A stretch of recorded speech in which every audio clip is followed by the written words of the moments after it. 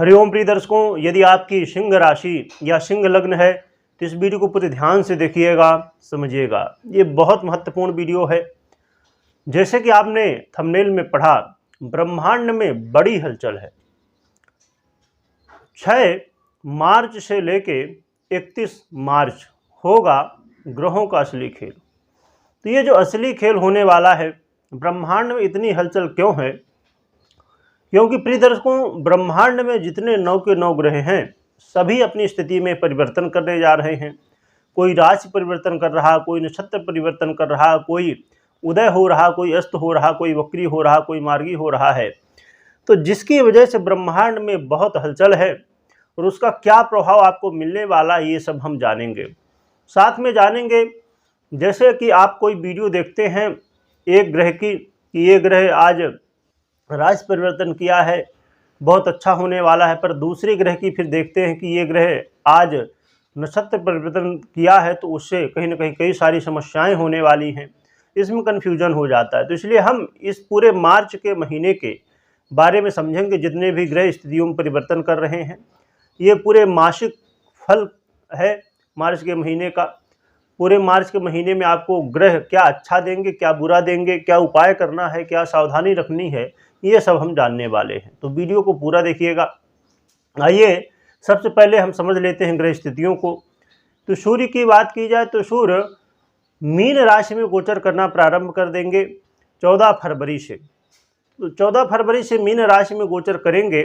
यहाँ पर पहले से ही राहु बैठे हुए हैं। चंद्रमा की बात करें तो चंद्रमा 2.25 दिन में ही अपना राशि परिवर्तन करते रहते हैं।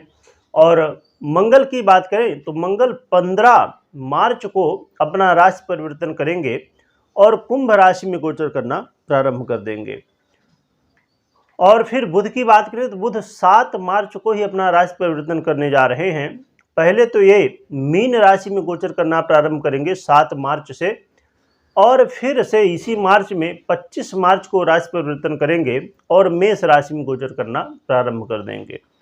बृहस्पति की बात करें तो बृहस्पति ना तो राशि परिवर्तन कर रहे हैं, ना नक्षत्र परिवर्तन कर रहे हैं, परंतु ये भरणी नक्षत्र में गोचर करते हुए, ये शुक्र का नक्षत्र है, ये 16 मार्च से अपना चरण परिवर्तन करेंगे। अब तृतीय चरण में गोचर करना प्रारंभ करेंगे। और शुक्र की बात करें तो शुक्र 7 मार्च को ही अपना राशि परिवर्तन करने जा रहे हैं। और शुक्र को देखा जाए तो अपनी स्थिति में परिवर्तन करते हुए शुक्र महाराज कुंभ राशि में गोचर करेंगे 7 मार्च से, और फिर ये लास्ट में 31 मार्च को अपना राशि परिवर्तन करेंगे और अपनी मीन राशि में गोचर करना प्रारंभ करेंगे। ये इनकी उच्च की राशि है, मीन राशि।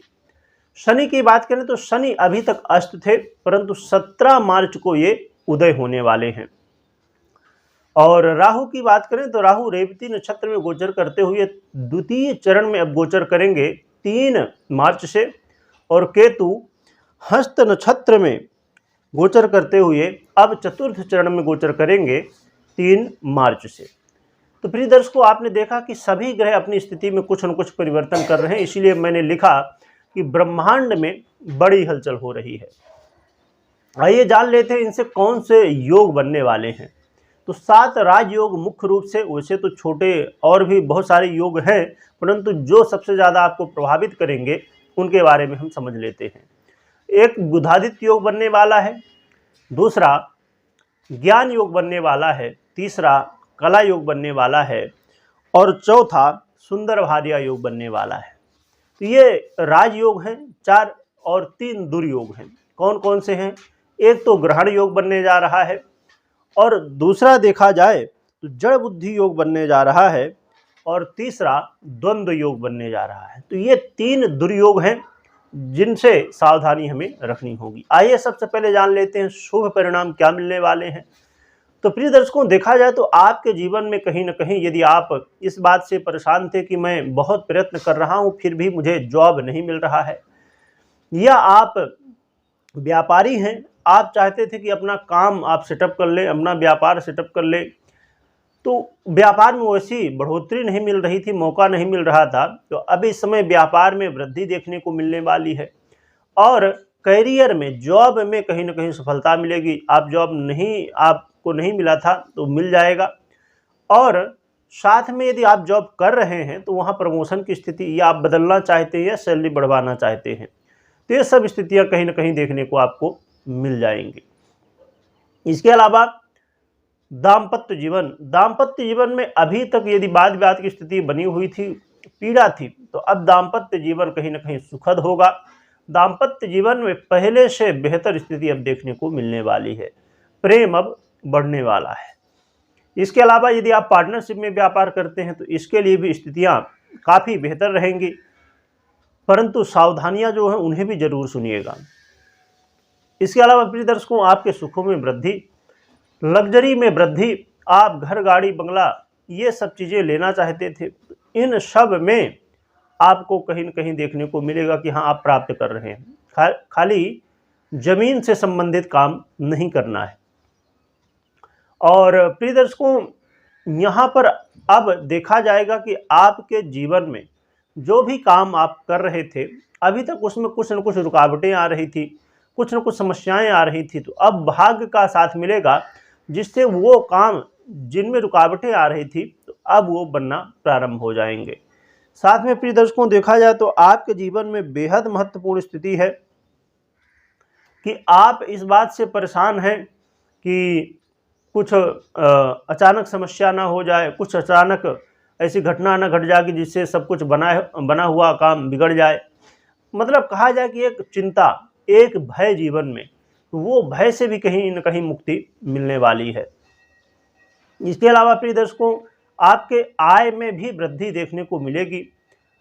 और साथ में आपके जीवन में यदि आप चाहते थे कि मैं कोई ऐसा बड़ा काम कर लूं जो मेरा लक्ष्य है, मेरा गोल है, तो वो काम करने के लिए यहाँ पर मौका मिलेगा। अपने ड्रीम को, अपनी उस इच्छा को आप पूरी कर सकते हैं। और जो लोग विवाह के बंधन में बंधना चाहते थे, उनके लिए भी कहीं न कहीं एक ये मौका है जिसमें ये सपोर्ट करने वाला है। तो प्रिय दर्शकों, ये बहुत सारे लाभ आपको मिलने वाली हैं। और आपके साहस में भी वृद्धि। यदि अभी तक आपको आलस्य हो रहा था, आप सोच रहे थे कि मैं बहुत ज़्यादा प्रयास कर रहा हूँ फिर भी उतना काम नहीं कर पा रहा हूँ, तो अब आलस्य से भी मुक्ति मिलेगी और कंपटीशन में भी विजय आपको मिलने वाली है। और जो लोग खासकर देखा जाए कि सोशल मीडिया आदि में काम करते हैं, उन लोगों को भी अब कहीं ना कहीं सपोर्ट मिलेगा। तो ये लाभ थे प्रिय दर्शकों। अब उससे भी महत्वपूर्ण, लाभ से भी ज़्यादा महत्वपूर्ण है सावधानी। आइए समझते हैं सावधानी क्या रखनी चाहिए। तो जैसे मैंने बताया प्रिय दर्शकों कि आप लग्जरी की चीज़ें लीजिए, परंतु उसमें से ज़मीन मत लीजिएगा।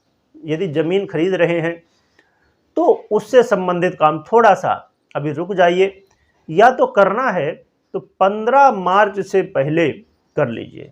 यदि करना ही है तो 15 मार्च से पहले, परंतु 15 मार्च के बाद तो बिल्कुल नहीं करना चाहिए। इसके अलावा प्रिय दर्शकों, एक और भी सावधानी, कोई भी बात हो, कितनी भी महत्वपूर्ण बात हो, और कोई भी अपना बहुत हितैषी हो, बहुत अपना आपको लग रहा हो कि ये बहुत विश्वास पात्र है, फिर भी उसे अपनी बातें शेयर नहीं करनी है। जो आपकी बातें हैं, आपका सीक्रेट है, आप तक ही रहे तो ज़्यादा बेहतर है।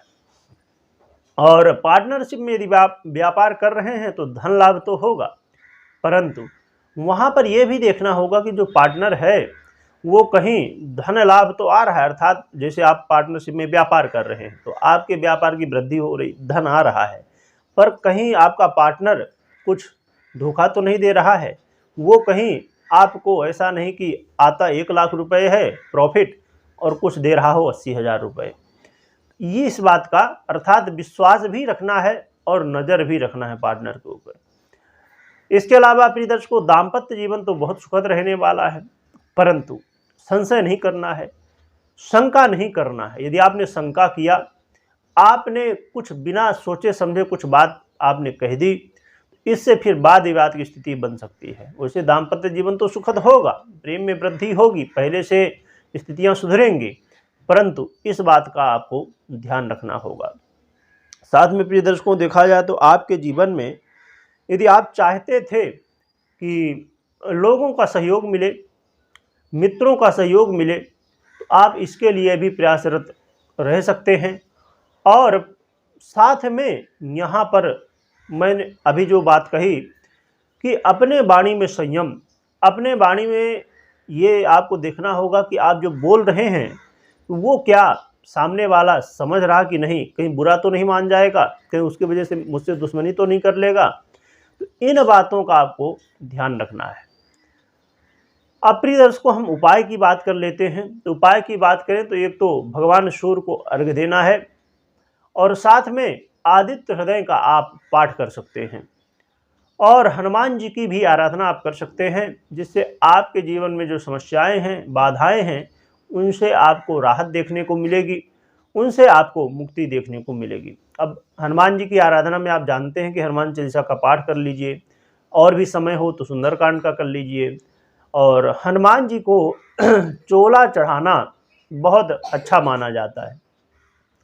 तो प्रिय दर्शकों, ये उपाय कर सकते हैं। और एक महत्वपूर्ण बात जो मैं हमेशा बताया करता हूँ कि अपनी जन्म कुंडली में जरूर ग्रहों को चेक कर लीजिए, चाहे वो ग्रह राजयोग बना रहे हों, चाहे दुर्योग बना रहे हों। सभी ग्रहों की स्थितियों को, महादशा कैसी चल रही है, किस ग्रह की चल रही है, वो आपको सपोर्ट कर रहा है कि नहीं कर रहा है, ये जरूर चेक कर लीजिए। क्योंकि जो भी परिणाम मिलते हैं, क्योंकि गोचर में तो कई स्थितियां ऐसी हैं जो कि आपको सपोर्ट कर रही हैं, परंतु क्या आपकी जन्म कुंडली में कर रही कि नहीं कर रही हैं। यदि आपने चेक कर लिया तो फिर आपको ये शंका नहीं रहेगी कि हाँ, जो बताया गया वो होगा कि नहीं होगा। या तो आप अपनी जन्म कुंडली आप दिखा सकते हैं, विश्लेषण करवा सकते हैं।